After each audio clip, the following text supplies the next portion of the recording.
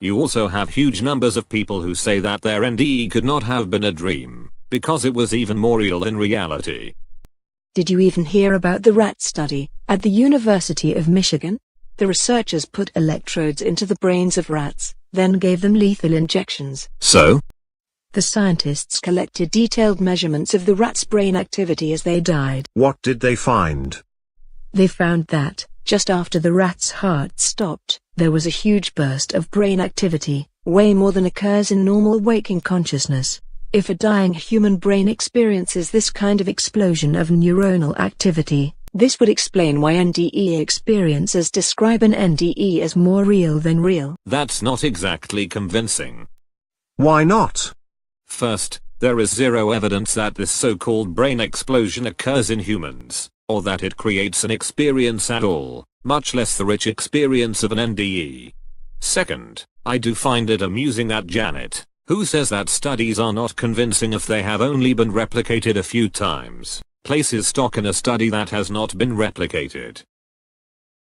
Arthur, any more evidence for your theory? I would just point to studies of NDE experiencers who have been blind since birth. These are people who, prior to their NDE, had no concept of what it even means to see. However, during their NDE, they were able to see. If you've never seen light or color, it is impossible to imagine what they are like. Just as, if you have never had an orange, it is impossible to imagine how an orange tastes. By the way, people blind from birth, whose sight was surgically restored when they were older, have a very hard time seeing, even though their eyes are now working fine. Unlike sighted people, their brains were not trained from birth to see. In order to see, this training of the brain is just as important as healthy eyes. NDEs are the only time where people who were born blind come out and say, "Wow. Now I understand light and color.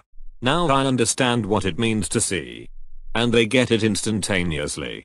It is not a situation like after surgery, where their brain has to be trained to gradually see.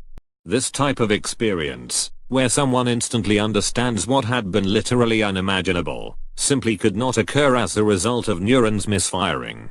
Janet, any response? Yes. We're talking about one study, encompassing 15 people, and a researcher, Kenneth Ring, who is a wide-eyed NDE champion. You're going to need a lot stronger evidence than that. Once again, when presented with compelling evidence that completely debunks their theory, skeptics just ignore the evidence, rather than question their position, or themselves. I'm afraid that is all the time that we have for today's edition of What is True. We'd love it if you became a subscriber. More editions are coming. In the meantime, thank you for joining us, and keep an open mind and an open heart. And let's all keep searching for what is true.